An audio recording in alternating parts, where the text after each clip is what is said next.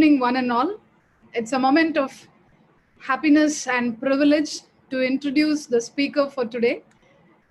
Here we have Professor Dr. Hemani Sukhija, and she is at this juncture. We would remind all our colleagues and the students that Dr. Hemani Sukhija is an alumnus of a prestigious institution.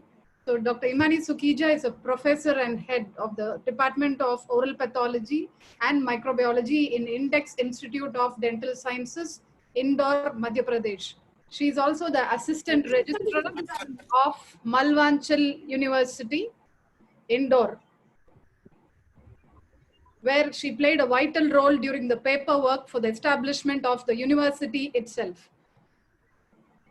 Dr. Hemani is presently heading the website coordination section for her institution Some more green tea since 7 years.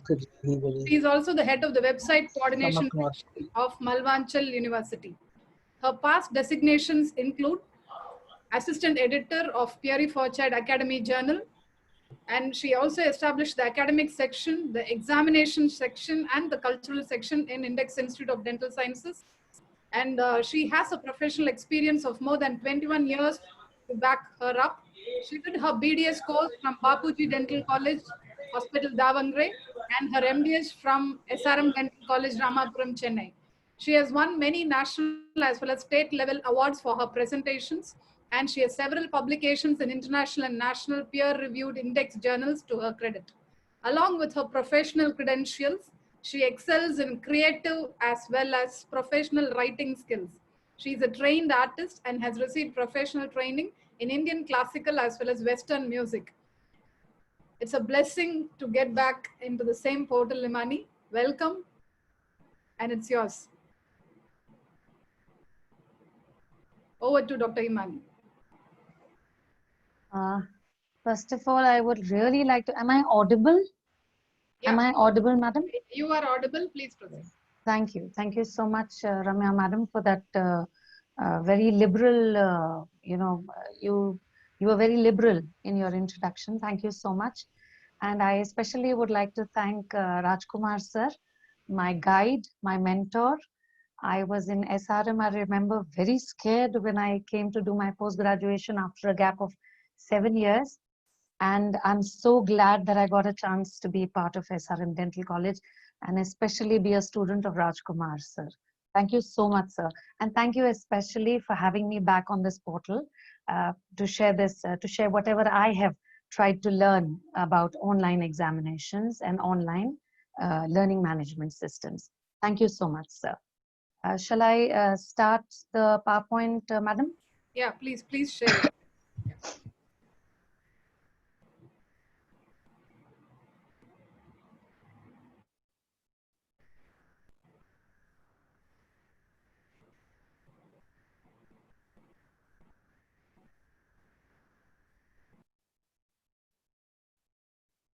Can you see it in the slide share, madam? Can you give me a feedback? Yes, Hemani, all fine. Okay. Please proceed. Great. Okay. Thank you so much. Thank you so much again. Thank you, especially the entire SRM team. I would also like to I hope I am able to deliver what is expected of me today. I'll try my best, and I'll be open to whatever questions and queries that we may have at the end of this session. And what I'm not able to answer, I'll try to find out, and probably we can have an interaction after that.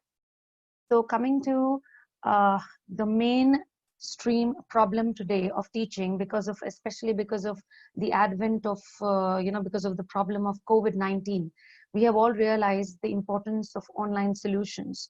So here we are talking today on the 22nd of July 2020, Wednesday, online learning and examination solutions, which is the need of the hour, and what is important is beyond. It is required now, but should we look at it from a long-term point of view is what comes to our mind here. As I mentioned, it's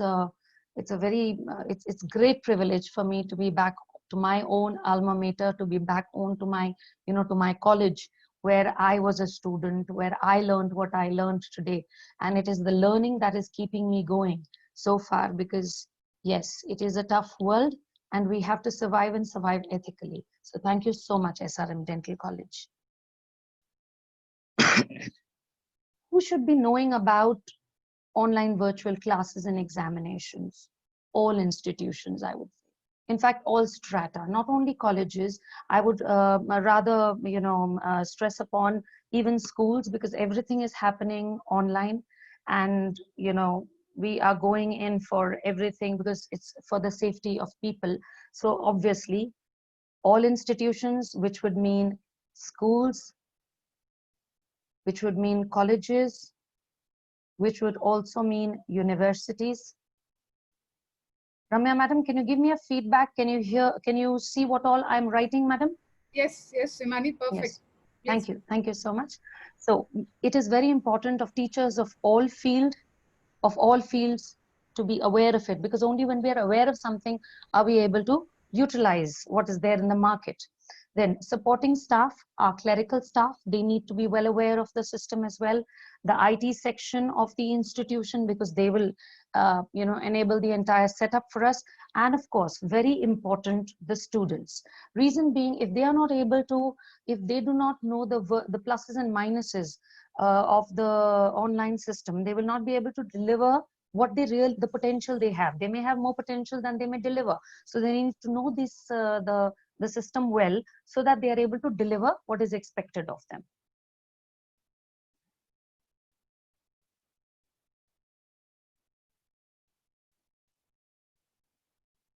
The simple abbreviations that I'll be using here is first of all, LMS, that is Learning Management Systems, or Learning Management Solutions, or Learning Management Softwares. That's also what they call it. Then virtual, we are all aware of these terms now. Virtual would mean without any physical presence of individuals, and through a device, that is through a computer, a laptop, or a mobile.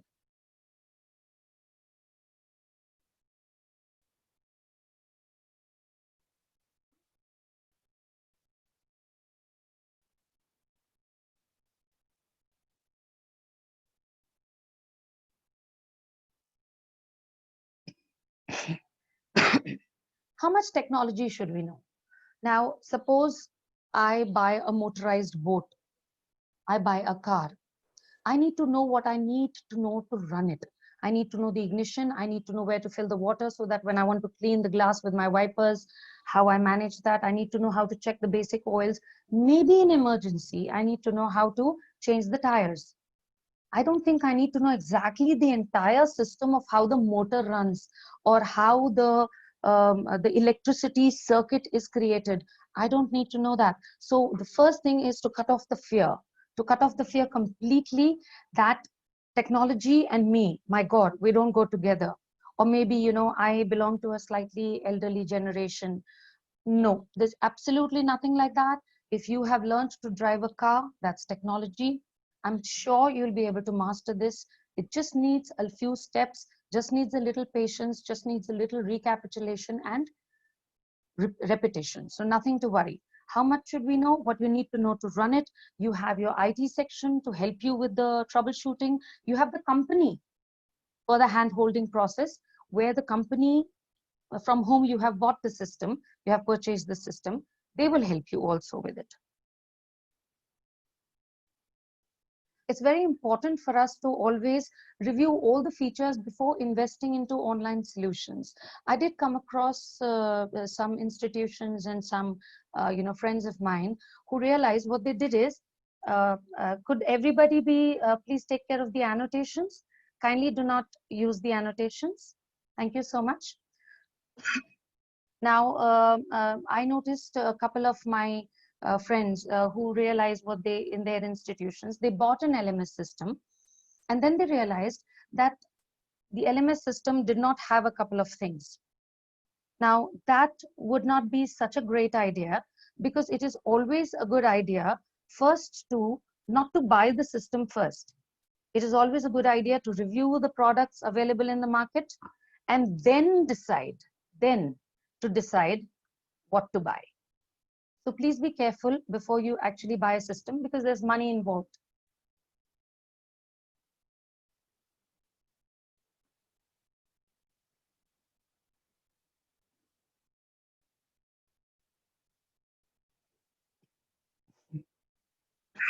Window shopping is not a bad idea. I know a lot of people don't approve of window shopping, but I personally feel if we take demos of multiple companies, please don't stick to 1, 2, or 3 companies. Go through the internet. There are a lot of companies in line. Put in your inquiry. They'll come back to you. Patiently take their demos. Find out all the list of things that they have to offer. Then probably the one that you finalize with. And please don't go on any company saying that we offer this and we offer that. Tell them to give you an online demo. Like we are having a webinar right now. They will be able to give you an online demo and actually show you what they are planning to deliver. So please go through these demos and trust me, it's worth it.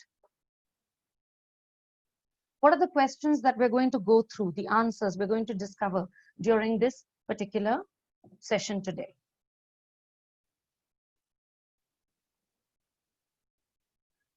Excuse me. First of all, why should we know about learning management systems and online examinations? Then, should we really inject these online systems into our veins? The point is now, and should we discard them after the crisis? Of course, the crisis we're talking about is COVID-19. Or should we include these online solutions into our very existence now and always? Now, this is a big question which should be there in our mind at this stage.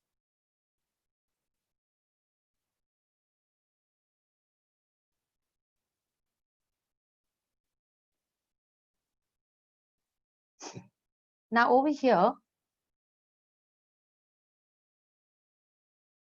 another question is life with and without LMS, online examinations, solutions. Now, frankly speaking, when I was told, when we were all under lockdown, when lockdown started basically, when we were all told that we are going to have online classes, yes, all of us went through a bout of fear, including me, genuinely including me, to realize how am I actually going to, all of us teachers and students, we believe in interacting with humans. It's easier to deliver what we know or what we want to know from others as human beings in their physical presence. To be able to deliver it to a device, to a computer, and imagine somebody is there on the other side.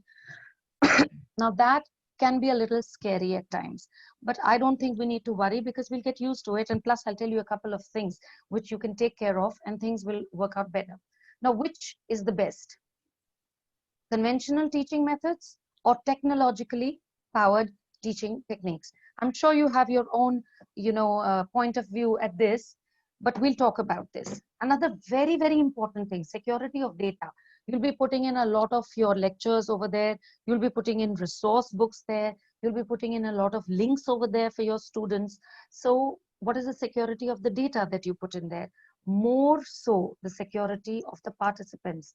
Your security, my security. We hear of hacking. We hear of data being stolen from our devices. The virtual world can be very unkind at times. So thinking about that,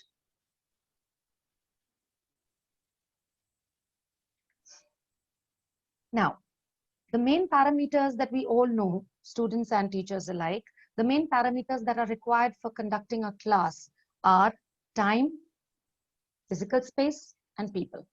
Time, we need time. We need to make sure that, you have the time, I have the time. If you're teaching me, I need to be there, you need to be there. Physical space, a room, a classroom, a lecture hall, a demonstration room in a constructed area. So we need that. Then we need people. We need you, we need me, we need other people. So this is what the conventional techniques talk about. Whereas here, in the online system, the physical space is completely deleted. Are you anxious about online classes and online examinations? If no, that's very good. If yes, don't worry.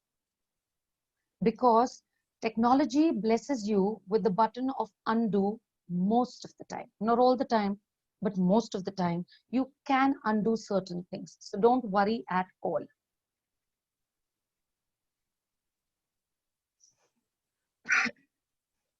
If you don't understand something, don't stop. Because if you keep doing it, you'll keep learning. And if you do understand something, even then, let's not stop. That is exactly what I want to stress today. Once we cross this COVID-19, by God's grace, whenever we do, I hope we do. I hope we get over this problem soon. But when we do, let us not leave these good habits learned. I'm not completely voting for online teaching. No, we need students present there. We need us to be present there in the institutions to teach. But let us at least have revisions or something like that, you know, going on side by side. Otherwise, all that we have learned, you must have realized that you and I cannot. I've heard a couple of people saying, I've learned driving from the driving school. Now I'll drive when there's an emergency after 10 years. Trust me, when there is urgency, when there's emergency, when there's a crisis, you cannot get behind the wheel, you can't drive well. You won't have the guts to, start the car. So it's always a good idea to keep driving now and then, to keep in touch with your vehicle, so that when there is a problem, you can hit the road, you can reach where you have to, and make sure that your near and dear ones are safe. So therefore, right now, if we learn this online system, let us not completely stop it after the crisis is over. We've learned our lesson that we do need online support. Therefore, time to time, even when we get back to the regular classes, you know, you and I get back to college, we teach students right sitting right in front of us. Even then, the revision, like for example, every institution has a couple of lecture halls. We have maybe, some may have 4, some may have 6, some may have more, but there may be multiple teachers with multiple groups who would want to take revisions.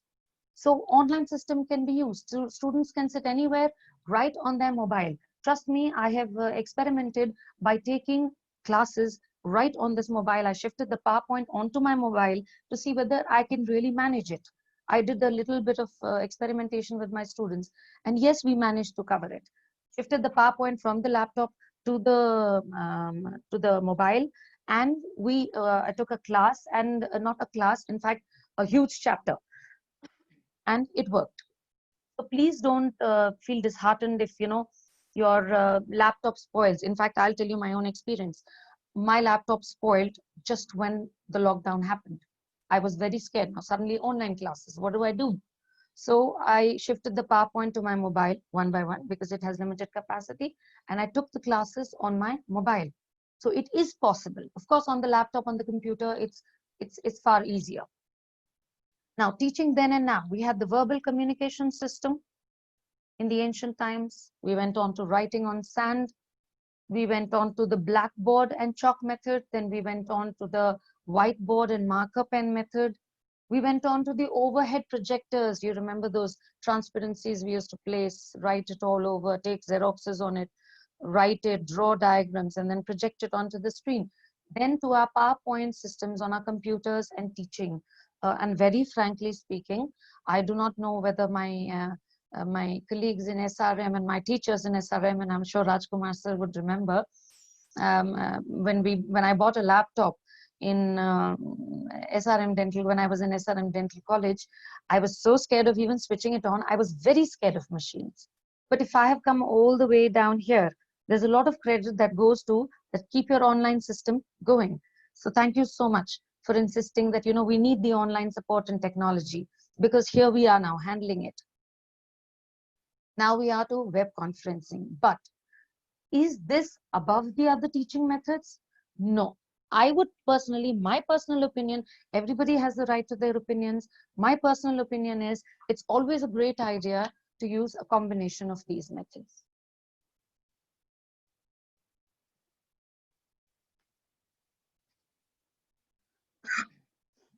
On the internet, you'll find a lot of technically strong information onto how to teach, how to handle online information. I'm not here to discuss that. I'm sure you'll discover it on your own. I'm here to simplify things. I'm here to simplify things under the following headings. We're going to be talking about, let's go from left to right. I'm sorry for the numbering. There's a little problem in the numbering there. Now, web browser and app versions. What exactly are the web browser and app versions? What do they mean? So we'll be talking about that. Then we'll be talking about video conferencing. What is live video conferencing? What is the concept of, what exactly is the concept of recorded classes?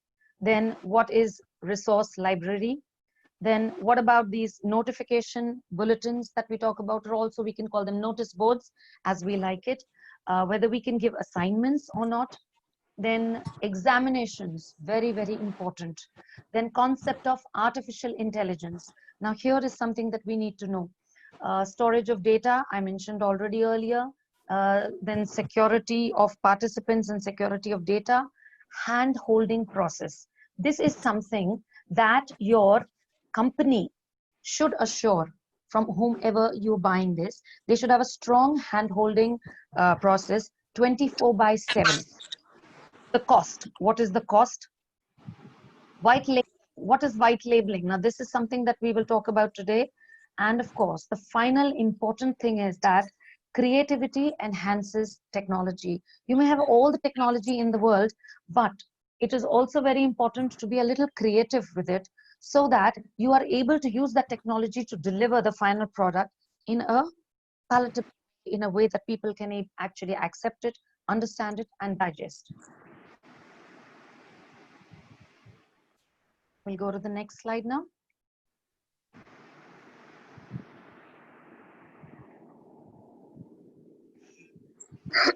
We'll go one by one. The entire overview is there. The overview that I gave of about 15 points. Web browser and app versions. Very simple. When you open up Internet Explorer or Google Chrome, that is the web browser version. Now, when you open up the web browser version, you open it up on your laptop or on your computer or on your mobile. Then there is the concept of mobile responsive version of web browser. In the sense, you must have noticed that certain websites, they appear a little different on your computer screen, and the same thing appears a little different, tabulated in a different way, the same material, tabulated in a different way on your mobile. And then there is the mobile app. So what exactly is the difference between these two? There's a lot of confusion that people have between these two. That is the mobile responsive version and the mobile app. So what exactly is the difference? We'll talk about this. Mobile app will only run on your mobile, and the problem, it's not a problem as such, but the issue is that if you change something, or you want it to appear in a certain way, the way we make our websites, they will have to make the changes here in the browser version. They will again then have to make the changes in the app. So instead of having this, I would say just have this. This is good enough. Do not, don't consider, I would say, if you still want to have the app, go for it. It's extra payment to make the app. Then you need to make the app for 2 versions. That is for the iOS, that is your Apple mobile, and your the Android mobiles. So therefore, if you make a mobile app, then you will have to make it for both. For both the Android and the iOS, both softwares. So instead of that, if you just go for the browser version and make it mobile responsive, make sure that the technology is mobile responsive, then the entire thing will not appear small on your mobile. It will automatically, you know, it will take the shape of your mobile, and the tabs will get tabulated automatically. So there will not be a problem. So this is the mobile, the web browser, the way it appears basically.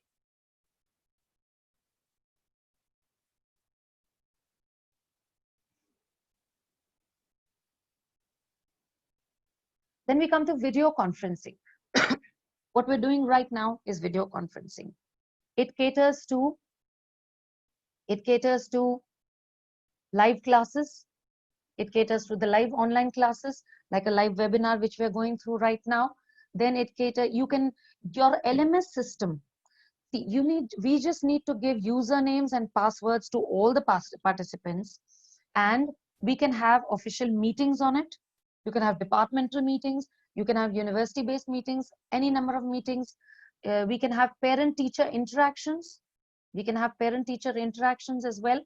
So over here, parent-teacher interaction is something that has kind of diminished in the professional college life. But if once in a way you want to interact, parents can be given a separate ID, students can be given a separate ID, teachers and supporting staff can be given a separate ID, and accordingly meetings can be had. Then mentoring system. Even the council and UGC say that mentoring needs to be done. So suppose 10 students are allotted to a particular teacher. They can have their own meeting room, or they can use the LMS IDs to have the meeting. Then we can show videos and animations also on this during this video conferencing. Right now, if I want, what I run on my screen, you can see. So screen sharing helps us all with it.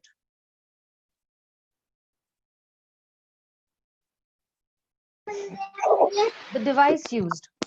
You can, of course, we spoke about it. We can use the laptop or computer. You can even use a large screen projection. The way we are planning in our council hall in our university, you know, we have a huge screen projection, and we can speak to the authorities on the live through video conferencing. So that can be done. You can use a TV monitor in case you don't have a huge enough screen, or you know that is not possible. A TV monitor can be used of any size. Mobile, of course, can be used. We can use annotations on the device. That is, the device screen can be converted to a whiteboard also. Now, there are two things. One is the screen sharing, which we're doing right now. You can see the PowerPoint that I have on my screen. The other thing is completely a whiteboard where you can draw and teach the way you normally do. Frankly speaking, when I'm taking my PowerPoint, I take the complete liberty to actually draw this. I'm doing it right now for you.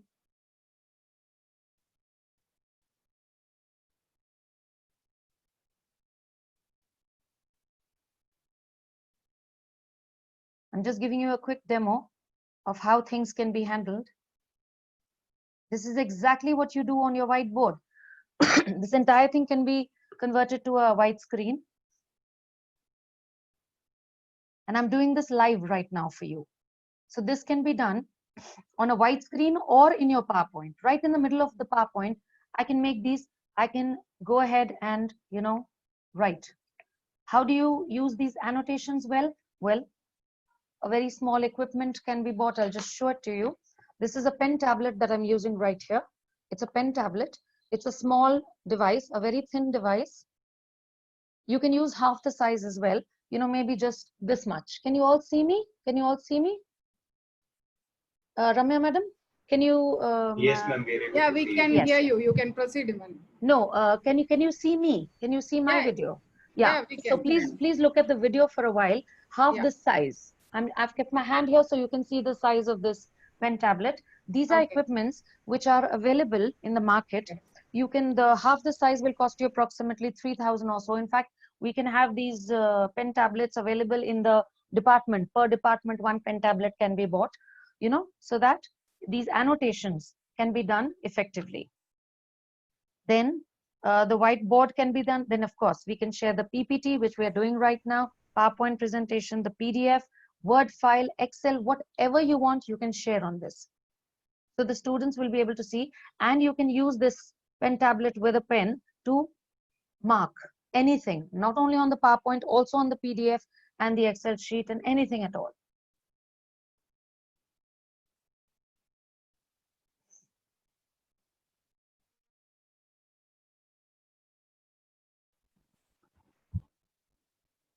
Video conferencing also, there are a few of other important things I'd like you to please take care of when you're choosing your learning management system. Interaction with students and participants. Now, some companies I noticed did not offer the possibility.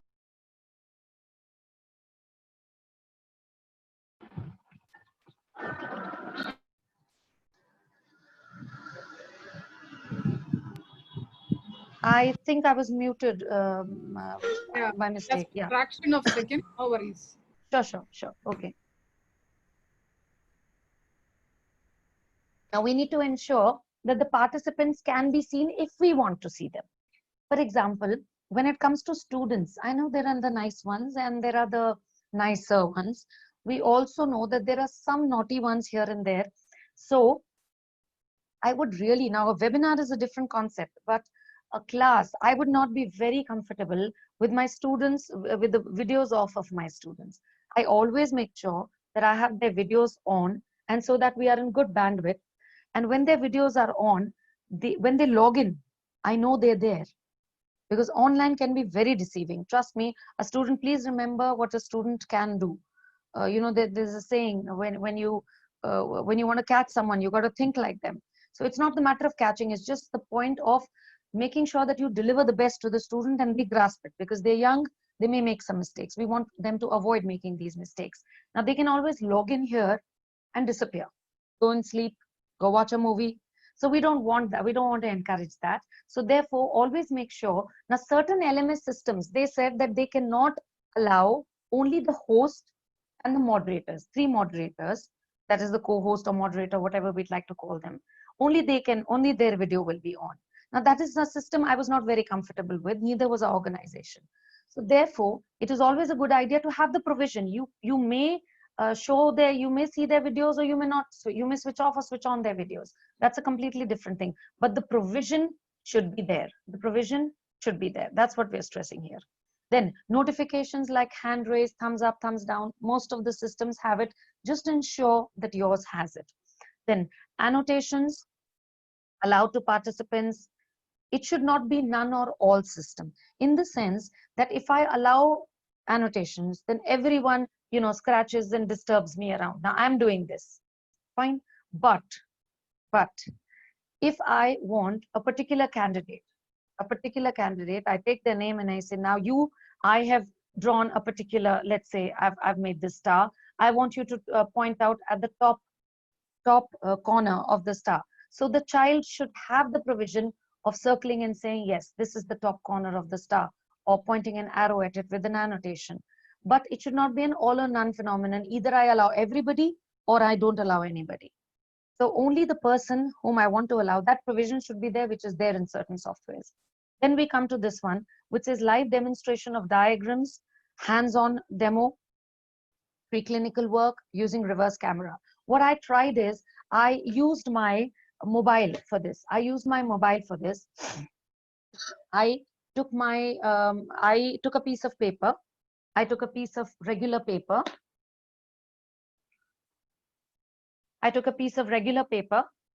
I kept it on the table, and I started drawing with my pen, with my eosin and hematoxylin pencil, to show them certain shapes. They were not getting it. So what I did is, I used the reverse camera.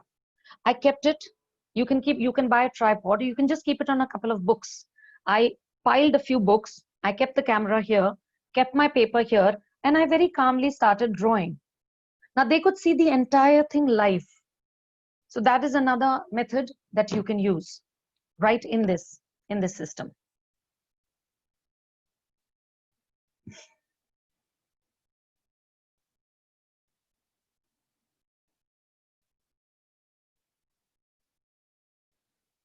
Students can submit their work. That is, one-to-one discussions can take place with a concerned student. You can unmute them and they can start discussing with you, or we can discuss. Discussions can be done with 4 or 5 people at a time in a class.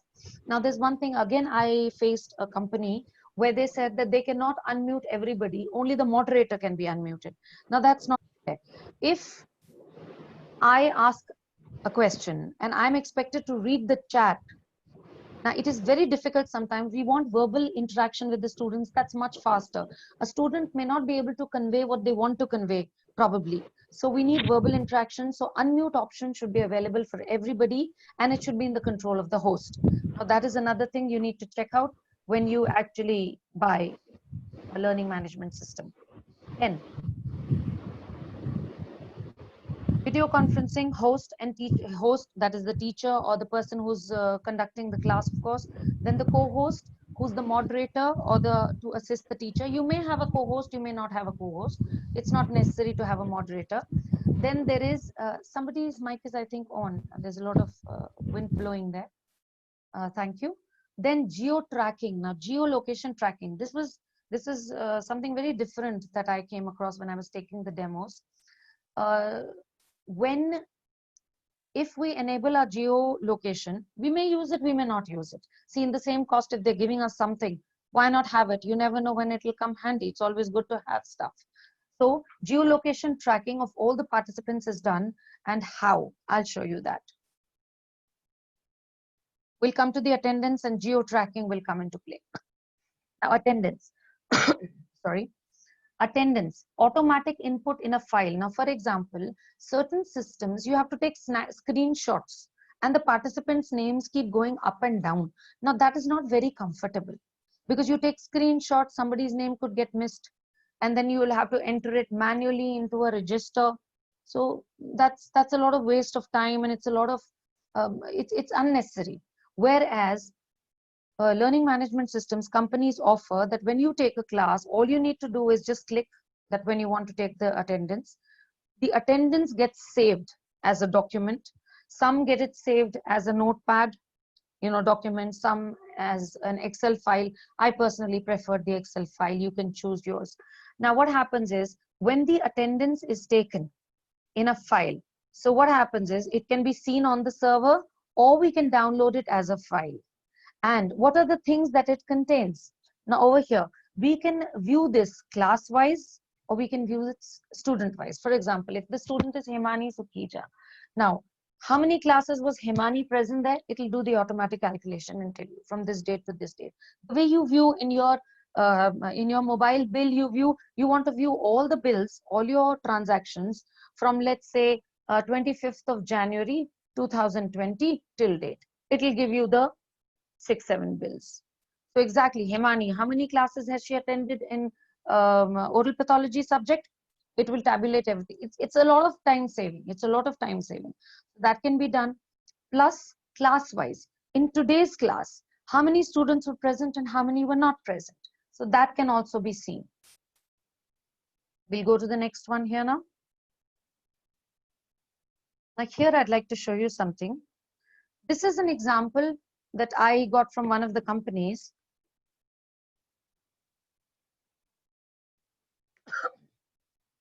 Or this was a sample of their attendance.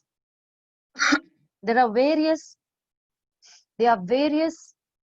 methods in which, now some companies will, or please ask them for a sample of your attendance, ask them, because they do offer demo classes. Some of us don't know that. Ask the company to host a class for us and then take a look at their attendance, because some of them, the classes were hosted in a very random way. The attendance was taken in a very random way. Like roll number 28 comes on top, then roll number 1, then roll number 52, then roll number 100, then roll number 3. So tabulating that again manually in a register, mistakes can be done, students can suffer for it. We go through a lot of stress as teachers, so that's really not a great idea. We can save everything on the Excel sheet, might as well do that. Now over here, if you take a look at this class, please take a look at this class. Here it says user ID, username, faculty, and status. This is how I made them prepare a demo for me. Now, for example, 42 is my employee number. You can have it in your way. Not necessarily you have to have it in this way. This is just how I gave them the idea, how I want our organization's attendance tabulated. So 42 is the employee number. I'm the employee number 42, 042. And that's my name. Now D and T. D stands for dental, T stands for teacher. That's how I give them the idea. Now over here, if this is my first year BDS class, they were admitted in the year 2019. So therefore, we have permanent roll numbers in our institution now, which start with, for example, 190, which would mean that it is 2019 admitted and roll number 1, 2, 3, 4, like that. So over here, I can see roll number 1, 2, 3 here. We can see the roll number here, down here, right till roll number 10. Then we have the name. We have the name and we have DS. Now D stands for dental and S stands for student. So just by looking at the user ID, I know exactly. Yes. Somebody wants to say something, or should I go ahead? You can go ahead, please. Yes, thank you. So just by looking at the user ID, you can actually identify whether the individual is a teacher, it's a dental teacher or a medical teacher or a nursing teacher, because we have multiple institutions in our university. So that can be taken care of. The next thing is check-in and check-out. Check-in in is the date, that is 25th of the 5th month, 2020, and the time when the student or the teacher logged in. Now, I logged in as a teacher over here at 10, exactly at 10 o'clock, 20 is the microseconds. Now over here, a student of mine logged in by 10 o'clock, 3 minutes AM. You can have the 24-hour system for timing set, or you can have the AM PM. That is also possible. So the company will do it accordingly. This is the time. Now over here, if we take a look on the 25th, over here, can you see this 0 check-in, 0 checkout? That means the student was, how much time did the student attend the class for? 0. So this student is absent. Whereas this student I was as the teacher was there for 54 minutes. This student was there for 52 minutes. This student was there for 53 minutes, 54 minutes, and 51 minutes, and so on and so forth. So therefore, these students get the attendance. This is one more thing. Then the next thing is login location. If we want, we can use it. If we want, we can just ignore it. This can be used for meetings and various things like that. Now over here, if we turn on our geolocation, it actually tells you where you are. This is just a sample. So it's showing Hemani in Orissa.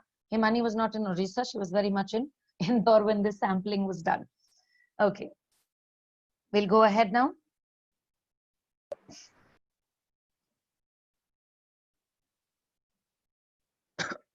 Common calendar share. Now, this was another important, a very interesting feature that the companies told me. The common calendar could be shared by the teachers. For example, suppose I block a class. We have a timetable. We have a nice timetable in all our institutions. We have a timetable, and this slot, here I've colored it. This particular slot, I am blocking the class for myself on behalf of my department.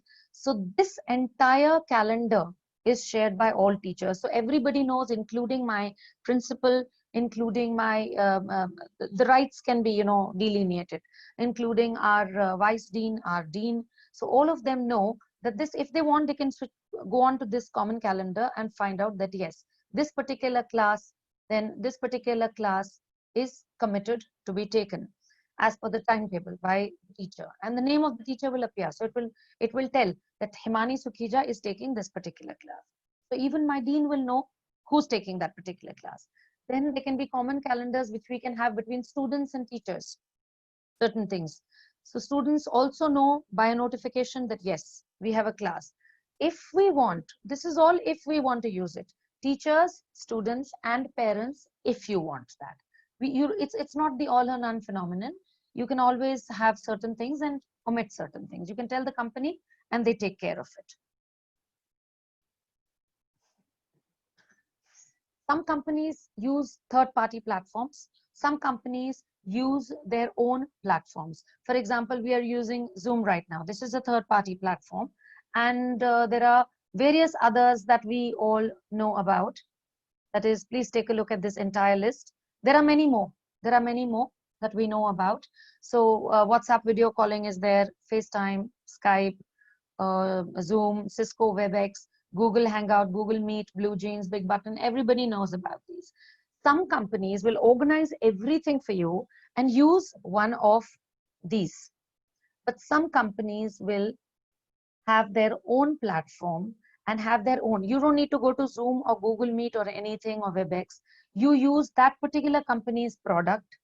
So you are not dependent on more than, because sometimes in technology, I'll tell you a problem that I faced way back when I was doing my post-graduation. I bought a laptop. I wanted to run my mobile internet on the laptop when I was in college. At home, of course, there was the LAN wire internet. So in college, for 6 months, literally, if I remember right, I struggled and it was very difficult because the laptop was of one company. The mobile, the mobile was of another company. And the cord that was connecting the two was of the company that provided me the SIM. So there were 3 companies which were collaborating together. And trust me, for 6 months, nobody took I was not getting internet access on my laptop with my mobile. I contacted the laptop company. They said it is the fault of the SIM company or the mobile company. Then I contacted the mobile company. They said the fault is not with our machine. The fault is with them. For 6 months, I struggled. And finally, we found out that the cord, the entire lot of that cord was a manufacturing defect. So they replaced it for me. But it was a lot of humiliation, a lot of time wastage, a lot of energy wastage, almost at the verge of giving up. So when you juggle with multiple companies, sometimes you could have trouble. So it's always good to hold on to one company, give them the entire responsibility, so they are responsible for running it completely and smoothly. Because if anything happens, you can always tell them you got to run it, and they will have to find a solution to it. So I would personally vote for a customized company owned platform, that is, they're responsible for everything, so they will make sure that they do it for you. We'll go to the next slide.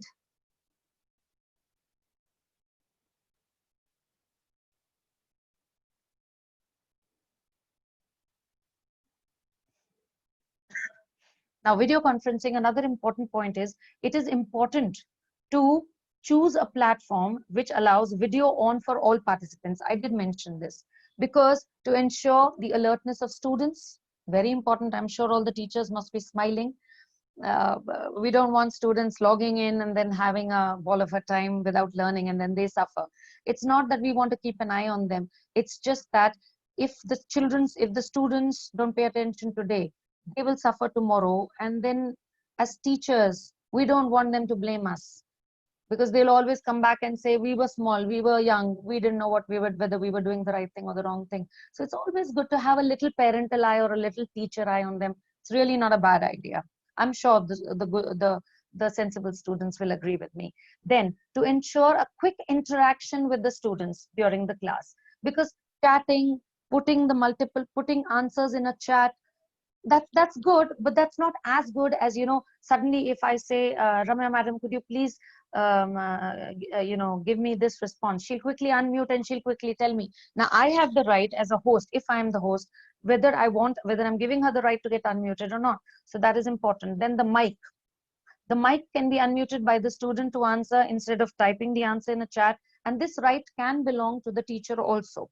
The student is in a learning phase, so answers in a chat section may not convey things accurately. Sometimes they want to say something, but they're not able to say it. Now, taking a viva is a different thing. Taking a viva is, this is the question, this is the answer the student gets, he gets marks for it or not, fine. But when we are talking about an online class, the student could be partly wrong. So we can take his initial answer can take him to the right answer, provided we interact with him or her quickly. So we need verbal communication for that. So please make sure that when you buy your learning management system, you do notice all these things. That ends the video conferencing. Now, just a little note about recorded classes. For example, excuse me.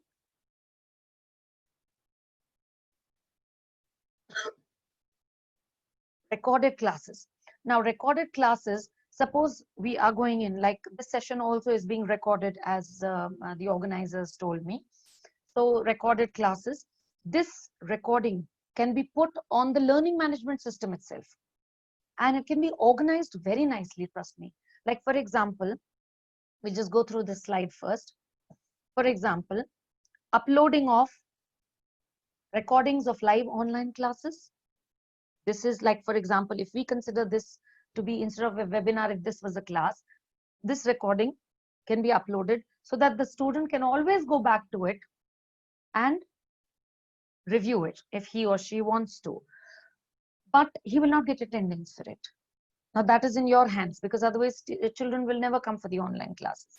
Then classes recorded. The second point here, classes recorded in a virtual classroom, also can be created. For example, we create a room in the university or in the dental college or the medical college or nursing or engineering college, wherever.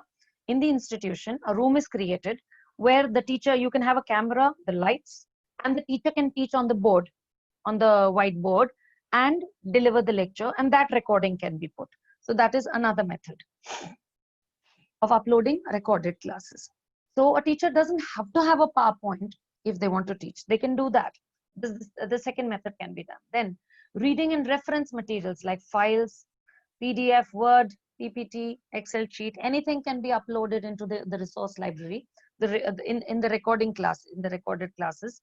Then over here, links also attached to this. Now, for example, this particular class can be linked to a particular PDF. So that can be done. Then the next thing is, material can be read online or downloaded for later reading. Those rights can be given, or these rights may be withheld by the institution.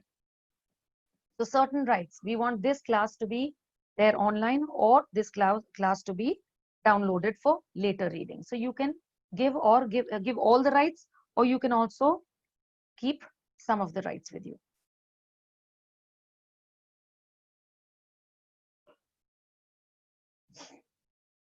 Then resource library. What exactly is the resource library?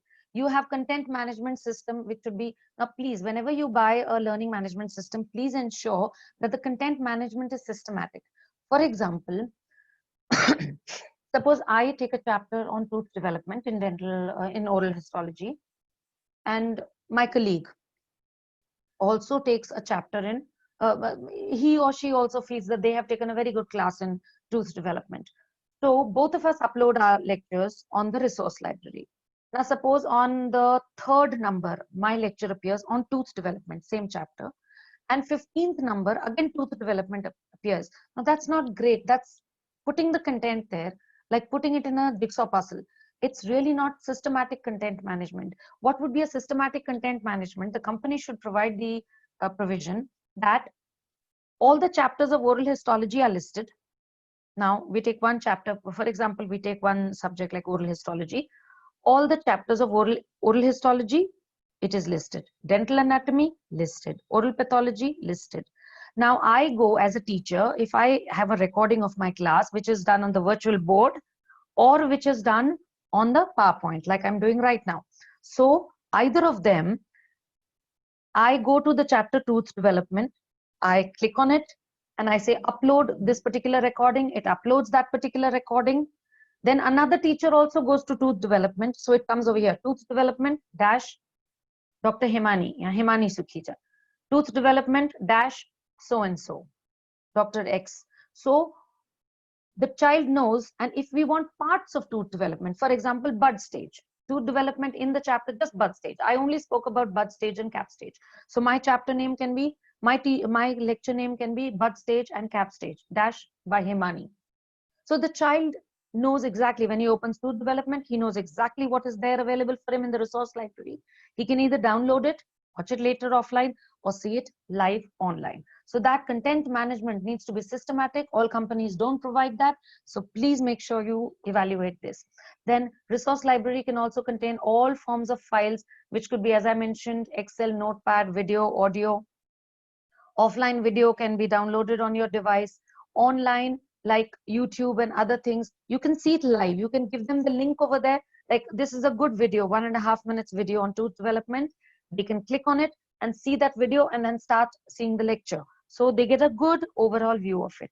Then animations, there are a lot of good animations which are free. So you can provide them, because students can probably waste a lot of time on, evaluating which animation is good. You as a teacher, we as teachers can evaluate this and then give it to them for seeing.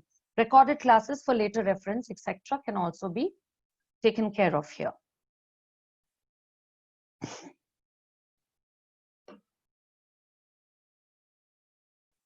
The next thing is the notice board or the notification bulletin. Now over here, it's very important to have this, because it can be integrated with the website. Now, maximum, I would say all institutions today, universities have their own websites. This can be integrated. One particular web page, sorry, can be created where you can have a tabulation, or you can have a list of notices which can be put, which can be integrated, that is, which can be available on your LMS as well as your website, and they can be linked together. So it can be integrated with the website. Then notifications can be sent via bulk SMS, then business WhatsApp, emails, and LMS app. And we have mentioned that we are not really very comfortable with the app, because then double work, more cost, not a great idea.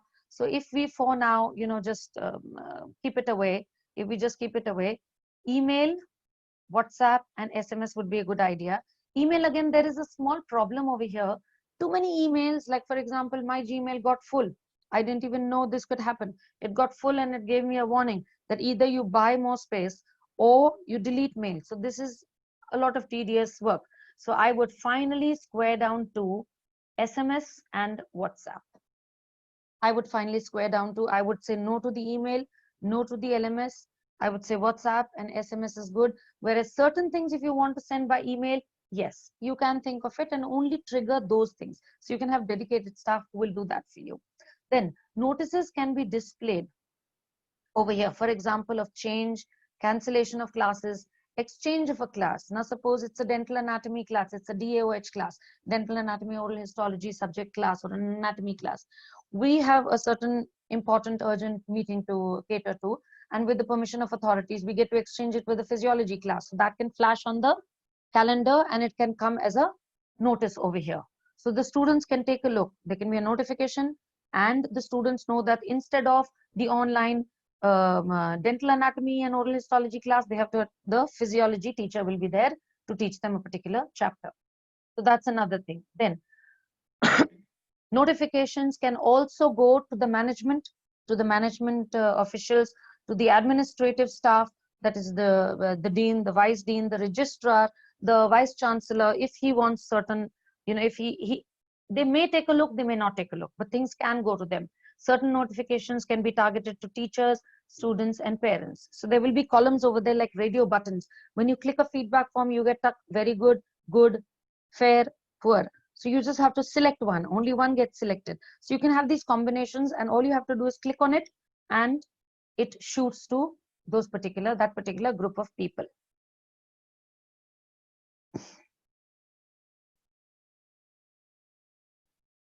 Then we come to the assignments. Now, if you realize the overview that I gave, that we spoke about, we're all going through that entire list. Now, assignments can be self-assessment, can be done or assessed by the teacher. Then it could be self-monitored or could be teacher monitored.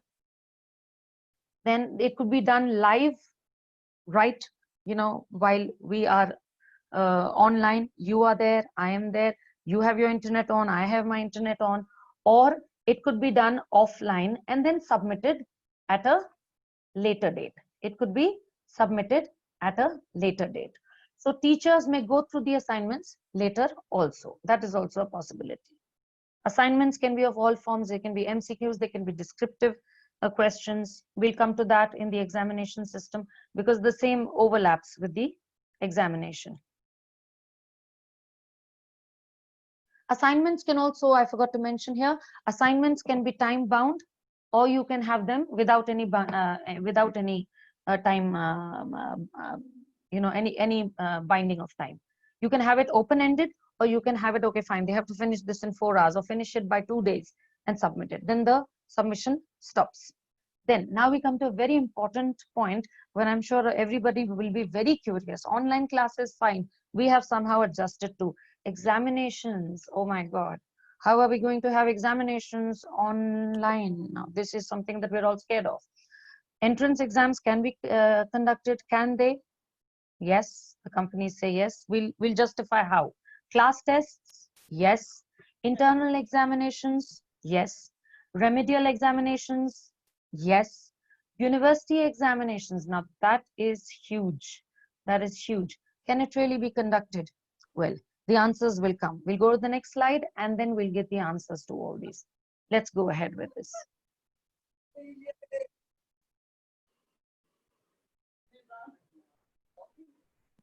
I need to keep sipping on water. I have a little dry mouth problem. Somebody's mic got unmuted by mistake. Could you please mute it? Thank you so much. Now, what are the forms you can get you can set the questions in? Here we are. Always, you can have MCQs, you can have one-word phrase questions, you can have quiz, you can have match the following, you can have short notes. Now, here is where people are a little, question mark comes to your mind. Whether short notes and long questions, can they really be set? Yes, they can be set. Then answers to descriptive questions can be typed or they can be written by hand and then scanned. We have a lot of good scanners in our phones. We can scan it and send it as a single PDF. Suppose the student has written 5 papers or let's say 7 papers. He can scan it one by one. It automatically becomes a PDF and it is renamed and it is sent. Then viva voce interaction can take place one-to-one like a webinar. You know, imagine just the internal examiner, the external examiner, and the student is there. So this can be done, and it can be recorded if requirement. Spotters. Now, at BDS level, at the graduate level, UG level, we have usually we have fixed fields for the, for example, I'm giving the example of my subject slides. We can take photographs and point an arrow on it. You know, do it on the computer, take a photograph, take a micro photograph, transfer it to the laptop, and then point an arrow, and the student can have a list of questions with that spotter. Now here is something that is very important that happens is randomization. Now you'll say cheating, it's so easy to cheat. We can set all these questions, fine. But what about the cheating? How are you going to stop the cheating? We'll come to that.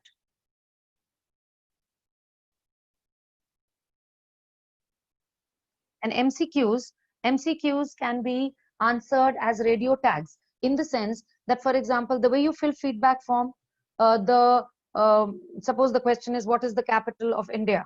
And the options are Kolkata, Delhi, Bangalore, Chennai. Only one option will be clickable. So the student clicks on Delhi and it goes ahead. Fine, it goes ahead. Now what happens is there are other multiple things. There are other multiple options also. For example, you can have one MCQ, the student answers and submits it. Second MCQ, answers, submits it. He can't change the answer. Or you can have the child to answer all the 20 MCQs and then review it and then submit it. So both options are in your hands. You can make the company set it as you want. Now, how do you avoid unfair means or cheating? I'm sure this is a question which is there in everyone's mind, not only the teachers, even the students. They need to know what they're heading for. So instead of wasting time on creating unfair means, you know, having lots of books and Xeroxes and things like that, instead of preparing for that, might as well prepare for the exam. Why?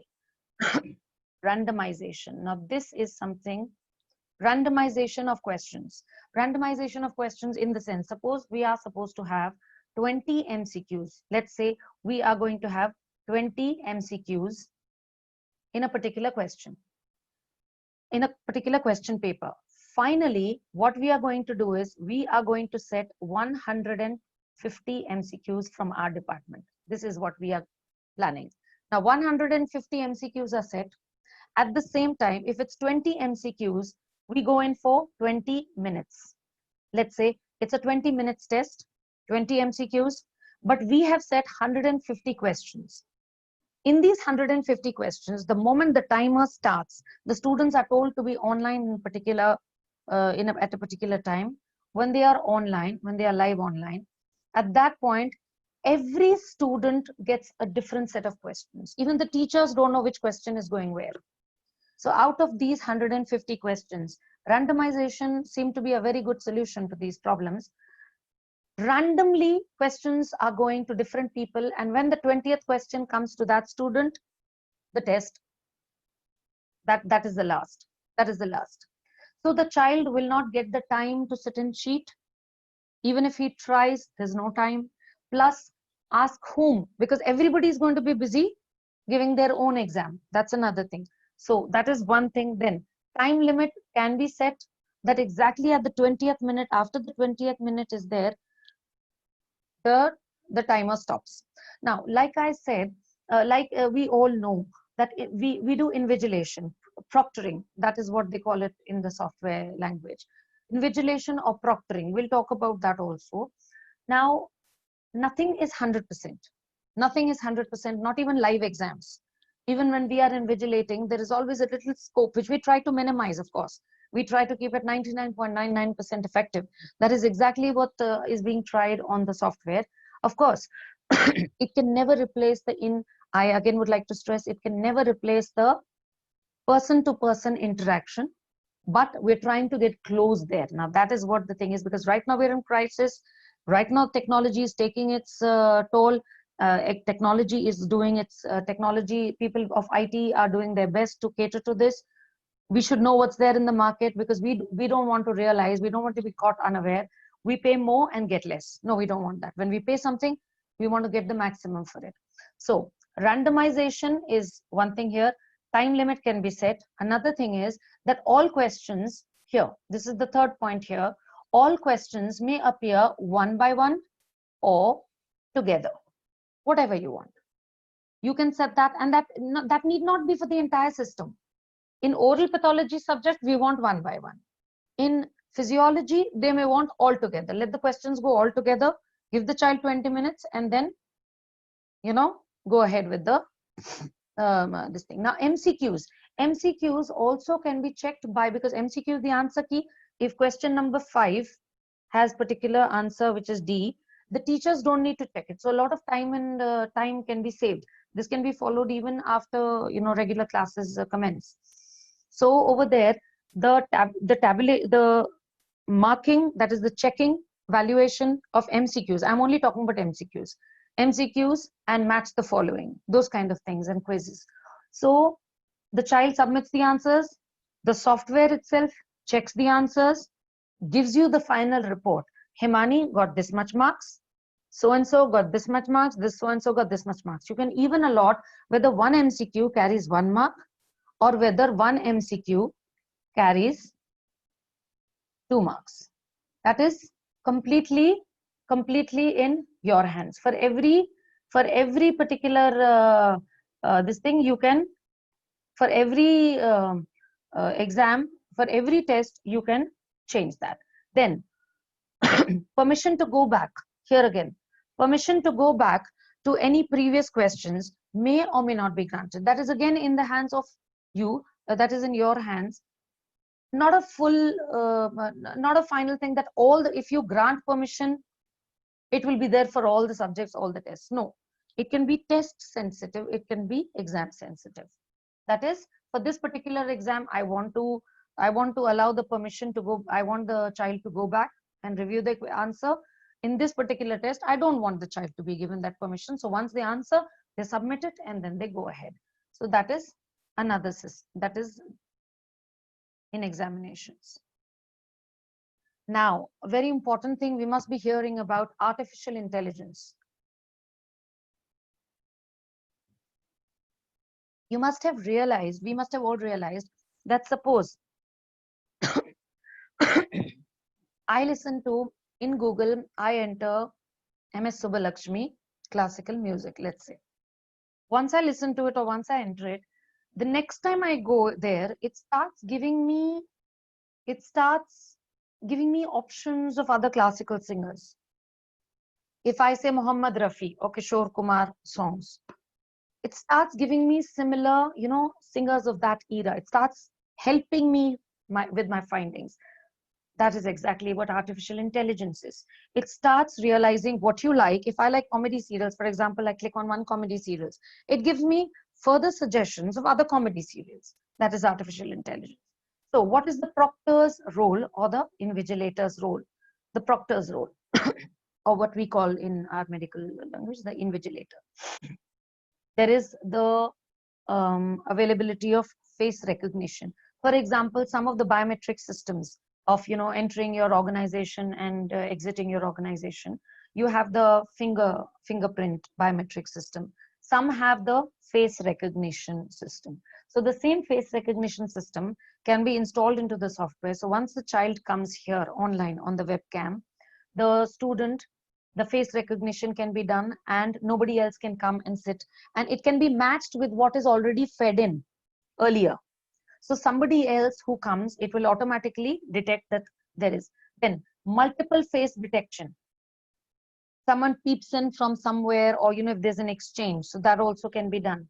Other device detection within a certain area, let's say a couple of feet, or that can be, you know, discussed with the IT, with the company. Any other device like the mobile or any other laptop, any such device cannot be placed. So only the particular laptop or the computer or the mobile, the single mobile or the single computer or the single device on which you are giving the test or taking the test. Then other device detection, voice recognition, that is also a possibility. Then auto recording done randomly of examinee, the student. So that means suppose it's a 3-hour exam, Now it is really it is difficult. Imagine we'll have to allot, if we want a human to sit and to sit and invigilate the students with 20 students on the screen. It is a little difficult. So suppose you allot 10 or 5 students, so you need a huge amount of staff for that. Suppose it's a class of 100 students, like we have, for example, prosthodontics. Prosthodontics teaches first year, second year, third year, final year. Oral pathology department teaches first year and third year, the examination we're talking about. So we teach 3 years. So therefore, imagine invigilating five students. We'll go on forever. It is a difficult task to do, and it is uh, the energy of teachers and staff should be used in a way that we can do other things, better things with it, instead of wasting our energy.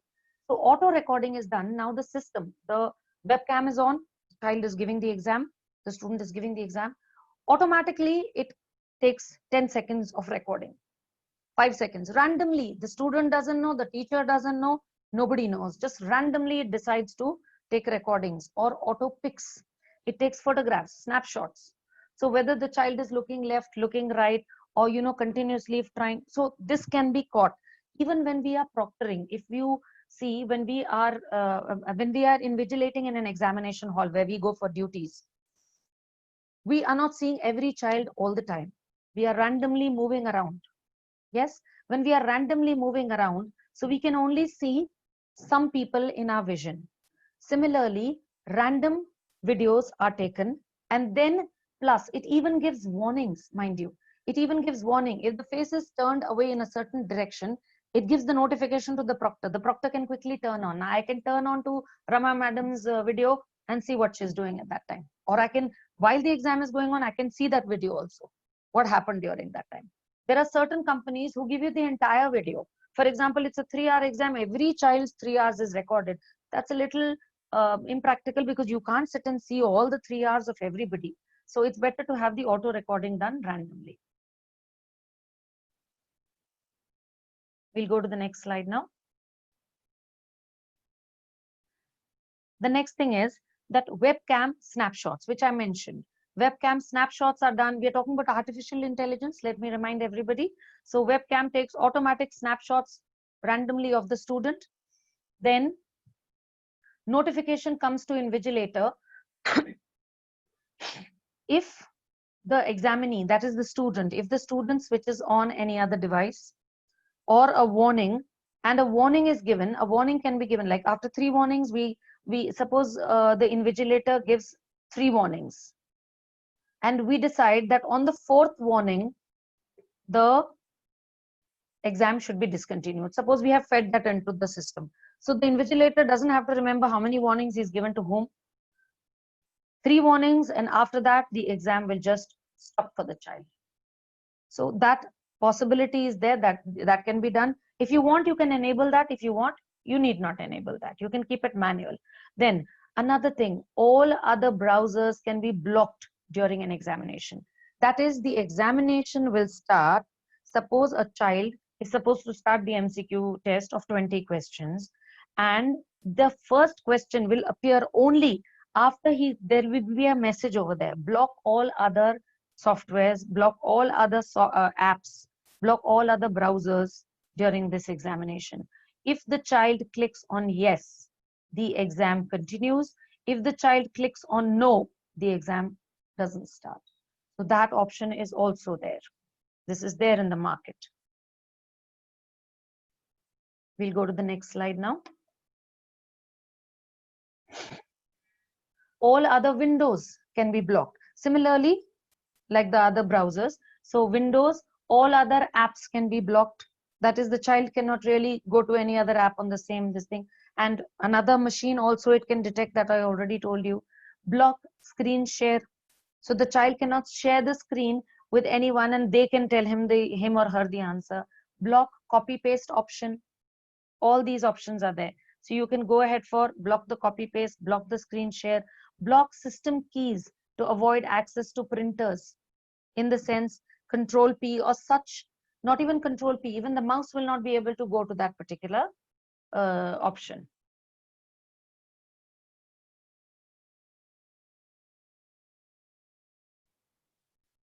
The last part of the examination is the valuation system. Now, we go as examiners to various universities, and we must have realized certain universities have already started with the digital valuation system. Certain universities have already started with the digital valuation system. That is, we can value these. Now the examination has been, the child has sat in the examination and submitted the papers. Now when the MCQ will get valuated automatically, we don't need to worry about that. Now coming to the short notes and the long question types, the child has two options: either to type it and submit it, like very short questions where we don't expect any diagram, but where we expect a diagram, we can have it as handwritten, like normally we write it, and then take a PDF of it and then submit it. When it is submitted into the system, what happens then? We can either take printouts of that or see it on the screen itself and evaluate it, that is check it. We can check it by the manual methods, the way we normally always do. Instead of having a printout in front of me, I can see it on my screen, go ahead and keep writing the marks. Question number 1, this much. Question number 2A, 2B, 2C, this much, as a teacher. The other is the digital valuation system, which is coming up, which some of us have actually participated in, and which really works. In the sense, this can be used for the regular system also. The scan is fed into the valuation system automatically by the child. Now, when the scan is fed there, one by one, the question, we keep scrolling through that on our system. We don't have to take any printouts. And for example, if this is the paper, I'm just drawing it here. If this is your monitor screen, and over here, you have a small block where you have the question numbers written. Over here, you have question number slot 3A, and there's a block over here. And over here, it says 5. This is how it appears. So when I enter it, when I enter my marks, let's say I enter 3 out of 5. Suppose I enter 5. It does not, we can allow it to take the option. Let's say I've entered 5.5. It does not allow us to take the option because it cannot exceed 5. It can go up to 5. Then over here, another thing is that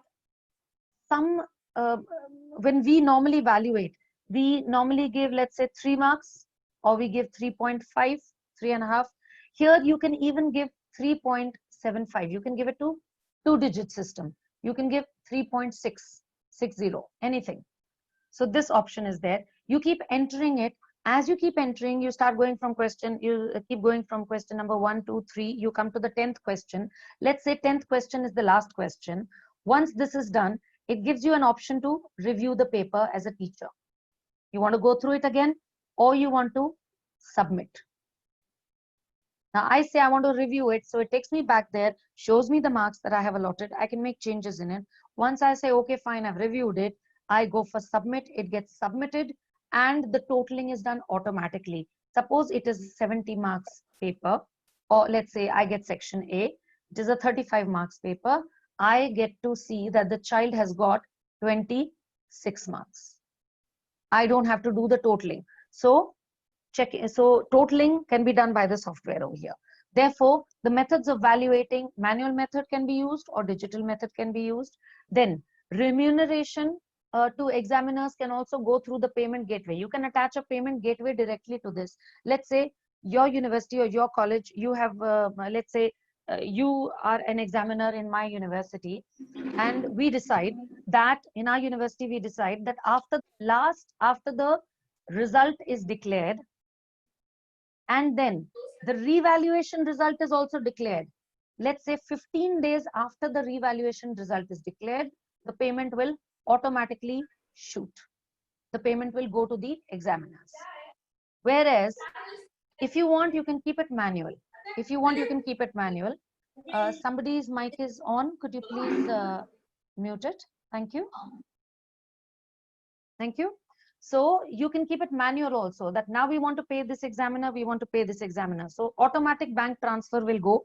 That is, when I agree to be an examiner in your university, my bank details, it will ask for my bank details, I will put it there, and automatically money will come when the revaluation result has been declared, or whenever you want it. Let's say you want to tabulate it as 1 month after the revaluation, or you want to keep it manual. That is completely in your hands. So that is remuneration is taken care of. Then time of dispatch of remuneration can be decided by you. It can be manually decided, or it can be automated. That is so many months or so many days after completion of the revaluation or result declaration. MCQs can be checked by the software. I already told you that. So time and energy of the teacher can be saved for regarding this. So that finishes our valuation system. Storage of data. Now over here, this is another important point. We have a little more left, not much. I really thank the audience for being so patient. And trust me, we're at the end of the presentation, will not take too long. So storage of data. Now we can store the data in a cloud server or in a hardware server. What would we mean by hardware server? Hardware server would mean that you have a CPU with a huge amount of capacity, and everything goes there. Now that means you need 24/7. You need staff there. You need 24/7 staff there, so that if there's any problem, any crash, and that can crash. So there is a little bit of fear there. Then there's money involved. There's money involved in that. The institution will have to invest in that. Whereas if you have it in a cloud server, there are very good company cloud servers which are reliable, and they have their service probably once a month, that also on a Sunday night, and it is pre-informed. So the cloud, it's something like the server is held just during that time. It will not work. Otherwise, everything that you want to store, your notice boards, your everything, your resource library, everything goes to the cloud server and can be downloaded as a single file required, or full backup time to time also you can take. Your university or your institution can take full backup time to time. Hardware server can be done. It's not a no thing, but additional cost of the hardware equipments. Then you need a strong room. You need a physical room for this hardware. Hardware is what you can see. This is hardware, and the cloud server is like your emails. You can't see any particular thing. It's saved on the Google Cloud. Then physical space, then staff to manage and hand holding. That is very important. You will need to employ expert staff to handle it, and 24/7 availability of the staff if there's any problem. Whereas in a cloud server, everything is taken care of by the company, and therefore that seems to be a more doable thing.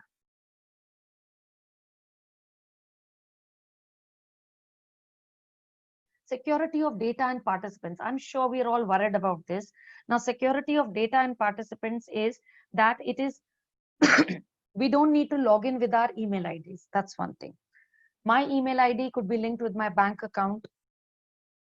I could be scared. So no, like I had told for example, in the attendance sheet, let's say I am a student. So my email ID will be, let's say, 19028 dot Hemani. I'm just giving an example. We can have it made, and the IDs will be made by the company. So Hemani SU, just that, because there could be two Hemanis, or we can have SUK, fine, dot DS, that is dental student. That could be this could be my username. This could be my username. Then the password is given by the company, and we change the password the moment we get it, like we always do. We change the password the moment we get it. Now over here, so data, then data is also, because everything is in the control. Now, for example, I'm a teacher. I have, let's say, 7 rights. My dean authority will have more than that. The vice chancellor will have more rights than that. So rights are allotted as to what all they can do. Like a student cannot put a notice, whereas a teacher can put up a notice, or the HOD can put up a notice. The teacher can submit it to the HOD, HOD can put up a notice, and the dean can put up any notice. So like that. Then participants, safety of participants, I already mentioned. Usernames are done. Email IDs are not used as their usernames. So this is where the fear is, and that is what is not used. So customized user IDs and passwords are used here. Whereas if you go for the free options, then you'll have to use your email IDs. So that can be a matter of security. Hand holding. Hand holding is very important in this because we're all new to it. And even if we're not, we know how to run a car. But once in a way, we need to take it to the service station. We need to have them. So therefore, the LMS company, when you sign the MOU, the Memorandum of Understanding, that is the agreement, please make sure that they take care of the training part. They also continue to give you 24/7 hand holding process. Some companies say that we'll give you 3 months hand holding and then it will be AMC. You'll have to pay for it.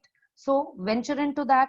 Otherwise, some companies say that we don't believe in the AMC. Some companies said that they don't believe in the AMC because they know only for the first 6 months we'll need their help. Then we'll start getting we'll be so used to it, we'll end up having things, we'll be able to do everything ourselves, and once in a way we'll give them a call. So they don't have the concept of AMC. They say, please go ahead and use our facilities.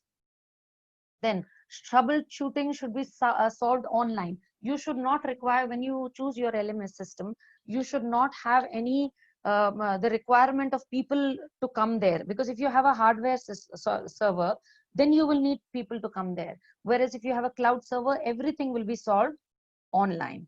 Companies may give one give one official to the universities. Now, some companies actually gave us that offer. They said that they can give us one particular person from their company who will come and do all the technical installing for us and work in our institution like our employee. We'll just have to give them the monthly salary and probably some terms and conditions. So it's their trained person who comes here, does everything, sits in our office 9 to 5 and does everything for us. So that also option is there. Then aimless struggle is avoided if you have the hand holding process. You just randomly try and click this, what will happen? You have a person over there, you have a team dedicated over there in the company who will help you with this. Time wastage is avoided. Time saved can be better utilized appropriately.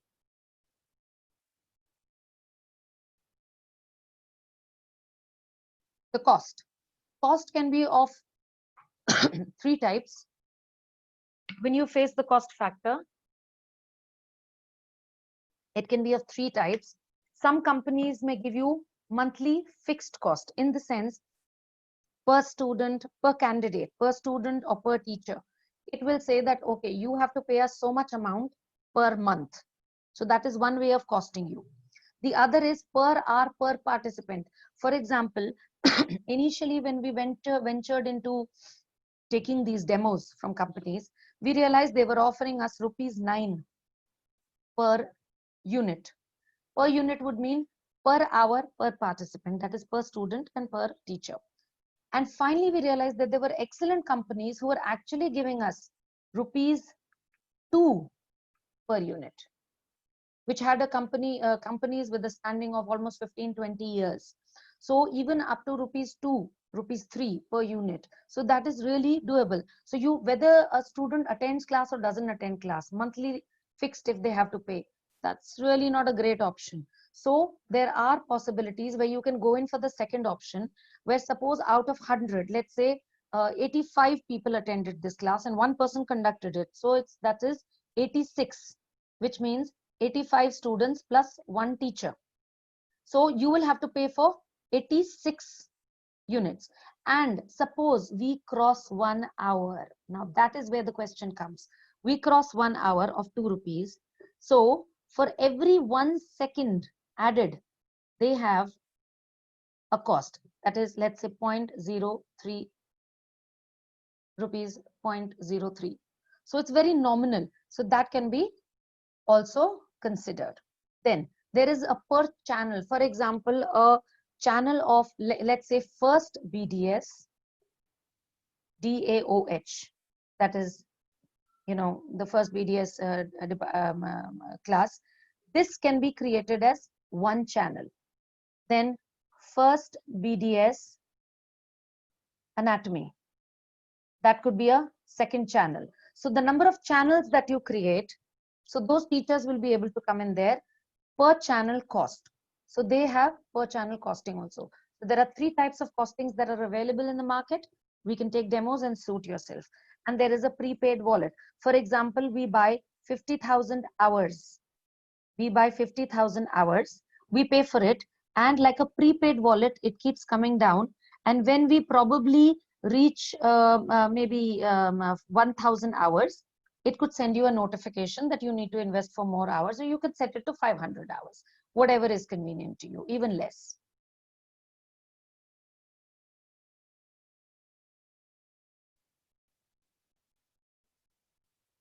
White labeling, this is the last thing. White labeling, in the sense, some companies have you, I'm sorry for that, the previous thing. White labeling is that if, for example, we have our website. Now, for example, SRM, let's say SRM Dental College, Ramapuram, Chennai, has their website. What do we see on that? Do we see the logo of the company which made the website for you? No. We see the logo of SRM Dental College. We see the logo of SRM Institute of Science and Technology. And we see nice big bold letters, SRM Dental College, everything there. Maybe somewhere down tiny, you could have the name of the vendor who has made that site.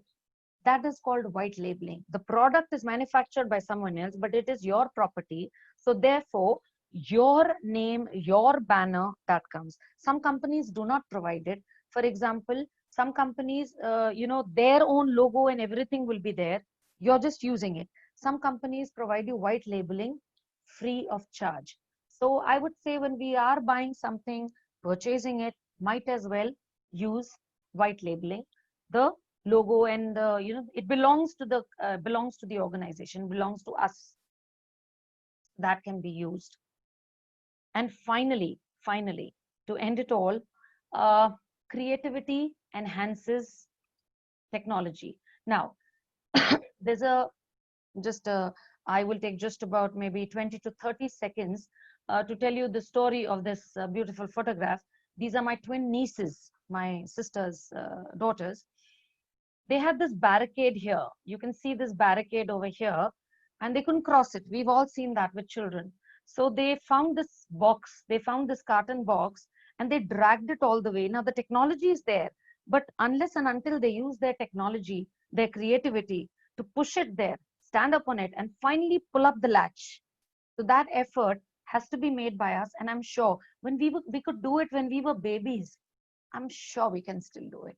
So if you belong to a senior generation, if you're a senior teacher, your valuable expertise can be of great value to students even during this lockdown period and during this crisis period.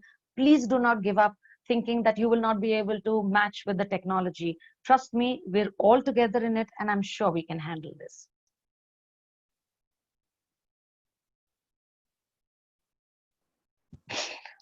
There are various other people on the road. These are just a list of institutions who have already started taking descriptive university examinations. For example, NITI Mumbai, BITS Pilani, IIT Bhubaneswar, IIM Ranchi, JNU, that's Jawaharlal Nehru University, Delhi. So all these are already on the road of descriptive examinations being conducted. They have already gone through this. The take-home note here would be combination methods, they work better. Even after the lockdown unlocks, please, it would always be a good idea that if we have gathered a few good habits during this crisis period, we should retain them and continue them. Let's not please think that, no, I've learned driving. I will drive after 10 years when there's an emergency in the family. At that point, trust me, I won't be able to drive. So therefore, please keep practicing your driving once in a way. Even if you have a driver, go ahead, practice your driving. So similarly, even when the lockdown unlocks completely, we are safe. COVID-19, we get through the crisis. We managed to sail through it. Even after that, when the students are back with us, please do consider this online system for at least revision so that you are in touch with what's happening. So physical presence, regular classes and revisions, we can go for both, and the online classes, at least revisions. That would be a good idea. I am genuinely grateful to SRM Dental College, Ramapuram, Chennai, to my alma mater, for making me what I am. I'm able to sustain my life today. I'm able to bring home an ethical, decent salary to run my house. And I really thank SRM for that. And I thank Rajkumar sir for giving me the opportunity of, being part of SRM again after almost what, I think 10 years. Yes, it's been 10 years. And I'm so glad that, Rajkumar sir said yes to this. And I could share what I learned during the demos. Like I took demos of 15 companies before we really gathered this information. The organizers of this webinar, we have attended a lot of webinars during this lockdown period, we've got to it. But the way SRM conducts the webinars in such a systematic and a disciplined manner, it's always a pleasure to be a part of it. And the audience, I hope it was not too long. I hope I was crisp and crystal clear. If there's anything that you need to ask, please feel free when the organizers, give you that session. And last but not the least, I cannot forget, and I cannot end anything without thanking my parents, because we are what we are, because they gave us a platform. They sent us to school. They sent us to good colleges. My teachers, and not only my college teachers, my school. Yes, I think we all somehow forget to thank our school, after a certain period, when we reach a certain period of life. But I think our school plays a very important and a big foundation in our lives. I'd like to thank Sapphire High School, my Bangalore school where I studied, my BDS institution, Bapuji Dental College, for giving me a strong foundation, my PG Institute, SRM Dental College. It's good to be back home. It feels like that. And my present workplace, Index Institute of Dental Sciences. I'm with this institution for the last 7 years now. Thank you so much. Thank you.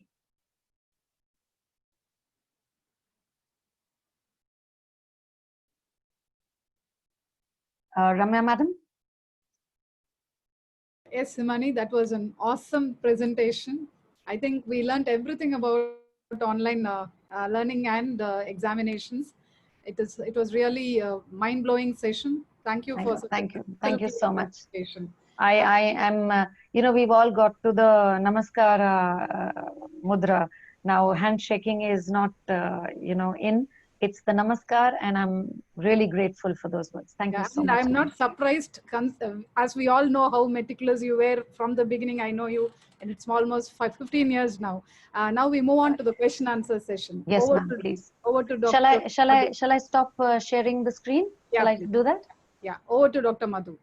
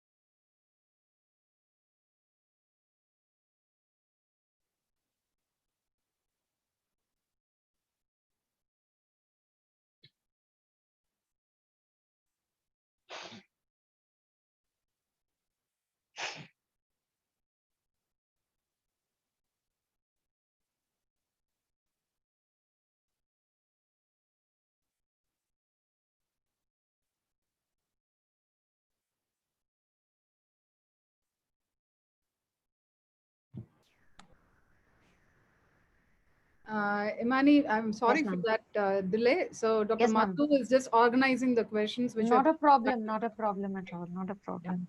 Yeah. Thank you. I completely understand. In fact, I must appreciate SRM Dental College for, I mentioned, for the way they conduct the webinars. Noticed in a couple of webinars where they just ask the questions, whereas SRM does the fantastic job of organizing the questions in a PowerPoint. And, I was expecting that because I have attended practically all the webinars conducted by SR. Yeah, thank you for that appreciation. We feel Really, really. once it is displayed, it is more clear to the participants. Yes, That's yes. Right. I completely agree, ma'am. I completely agree. Thank you. Thank you.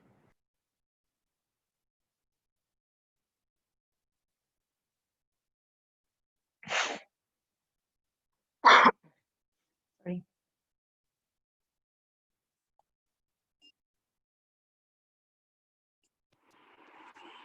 Dr. Hemani, are you able to see the screen? Yes, ma'am. I am able to see the screen. The first question, ma'am. So the question asks name of the software that provides attendance tracking. It was asked by Dr. Sanders. Yes. See, actually, as I mentioned, it would be unethical for me to give the name of the companies. So probably if anyone needs any help in that, I would be more than glad to help. The number was there on my screen, on the screen. So you can always call me, and I can give you a couple of companies where they do provide this tracking. And what we did was, we went to the search engine in the Google. We typed learning management systems, and a whole lot of companies came in. We sent them inquiries, and they got back to us.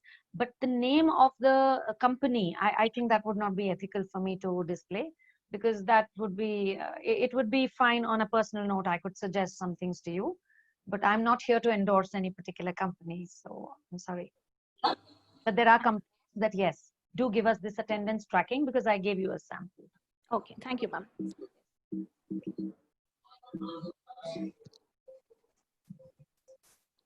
The next question, ma'am. Can you give us a list of digital classroom program with attendance tracking?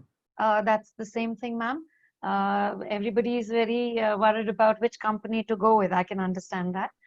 Probably, they could contact me after the webinar when they take a break.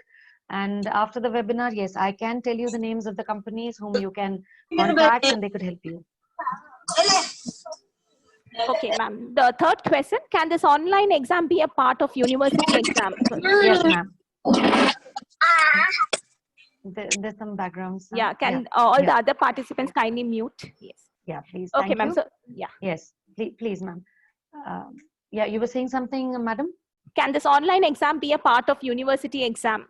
Yes, absolutely. Yes, absolutely. That is the reason why randomization, why flashing of questions one by one and submitting simultaneously options are there, plus blocking the proctoring, that is the invigilation, that is to block the unfair means like cheating. For example, you need to block the other softwares, block the other browsers, block all other apps on the system, unless and until the student says yes to it, we don't go ahead with the examination. So all that is done. And randomization, like I mentioned, for 20 questions, we set 150 question banks, put 150 questions. So even for the descriptive questions, for example, we are supposed to get 2 main long questions. Let's say in section A, we can set 30 questions. So every student gets a different question, and we don't even know who gets what. So all these methods are done to minimize, to even when in physical presence, we minimize cheating, we minimize unfair means. We say it's 99.99% effective. We can never say 100%. Similarly, in online also, these methods can be used, like auto recording I mentioned, auto recording, auto taking of pics. Randomly, pics will be taken, and you can see them when you want. So all that can be done. And this can be part of a university exam. You never know. This may, change the system of examinations in a way. It could. Thank you, and this is all in point of view, not for the internals only, from the point of view of university exams, madam. Thank you, ma'am. The next question, how to overcome the network problem that the students usually complain of, especially related to the exams, asked by Dr. Ravikant Manyam. Yes, sir. I completely understand this query, and this is now the place where you have to be. We'll have to take this is a personal responsibility of the student. Like for example, if a student says, if I as a student say that I don't have a mobile or a laptop or a computer at home and I'm stuck in lockdown, but I want to attend online classes, well, we'll have to make arrangement for that. That means I am myself responsible for getting hold of those things. So therefore, a good internet connection is mandatory for this. So the child or the teacher is himself or herself responsible for ensuring that they install good bandwidth in their in their premises, whether they are at home or in the institution. For example, in our institution now, we have upgraded the internet facility way up, because we know now suddenly online will be the in thing. So we have done that already in our premises, and in our homes, we'll have to take care of that. Okay. They will have to take care of that. Yes, Thank you, ma'am. Please. The next question, the company is providing LMS and the cost involved, ma'am. I see the worry in the teachers. The names of the companies, again, I am not allowed to disclose because it's, it would be unethical. I'm not here to endorse any particular company because I don't belong to any of those companies. Okay. But yes, from whatever my experience is while taking the demos, I could always share after the webinar. I could share with people. I'll flash my number again. If anybody wants any assistance, I'll be really glad to be of help wherever I can. Sure, ma'am. The last question for the day, can attendance be automatically sent to the parents, ma'am? Is there yes. All the questions were amazing. All the questions were very good. And this is a very valid question. Yes, because parents also will have a customized ID. The child and the parent need not share the same ID so that the child cannot manipulate on it. The attendance is calculated automatically by the LMS, and then it is now all companies don't provide that. So you'll have to ask these questions to them. So once the attendance is calculated, let's say you wanted 6 monthly, you wanted to go, it goes directly to the parents and the parents can view it. Yes, because they have the SMS and the notification, the WhatsApp, system, which because of their customized user ID, they are linked to us. So yes, parents do get the attendance, and that also we can send it to them. If we want it to go automatically, like after every 3 months, it should shoot to the parents. It will shoot. You don't have to do anything. You set it. If you want to do it manually, when to send it, that also can be done. If you don't want to send it for a certain period of time, you can customize. It is all there in your hands. Okay. Thank you, ma'am, for the answers. There are many more questions, but due to the limitation of time, we'll try to send them to your mail, or we'll ask them to contact you directly. Yeah, it will be nice. Instead of sending it by mail, it'll be nice if I get it by WhatsApp, or if I, because the mail gets full. It happened once with me, so I got very scared of that. I had to sit and delete it. It took me a lot of time to do that. So by WhatsApp would be nice, or they could probably, call me and verbally explain what they want to know, and I'll be more than glad to answer when the time suits them and me. Sure, ma'am. So almost at the end of the session, on behalf of the Academic Cell and Department of Oral Pathology, SRM Dental College, Ramapuram, I, Dr. Madhu Narayan, extend my heartfelt thanks to our eminent speaker, Dr. Hemani Sukhija, for the excellent insight that she has provided on the new concept of examinations, which may become the order of the day in the near future. Ma'am, your talk showed that with technology quickly replacing almost every aspect of our lives, we as faculties and students must prepare ourselves for the new age learning and examination solutions. I think the very essence of humanity is its evolution and survival as the fittest species amidst unimaginable challenges that nature has thrown at it. And that is why we are called Homo sapiens, sapient meaning highly intelligent. So as the saying goes, 1,000-mile journey begins with the first small step. Let us all turn this COVID-19 situation into a blessing in disguise and try to embark on a journey through an untreated path, but to a common destination. Thank you once again, ma'am. And as an afternote, I also thank you for the awe-inspiring diagram of the tooth that you drew, which was way better than drawn on paper by many, ma'am, stimulating all of us to go for it. I also thank all the faculties and students who have attended this meeting. Thank you once again, ma'am. Now the e-certificate will be presented to Dr. Hemani.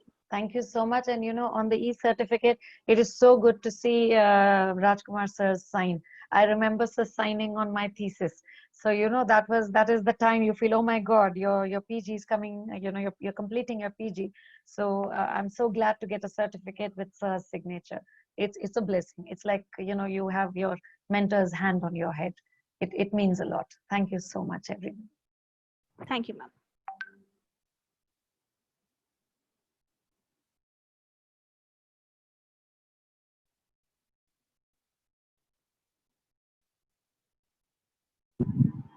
Thank you all for taking part. The meeting will end now. Participants, they can enter in the feedback form to receive their participation certificate. Thank you, ma'am. Thank you for a wonderful session. Thank you. Thank you so much.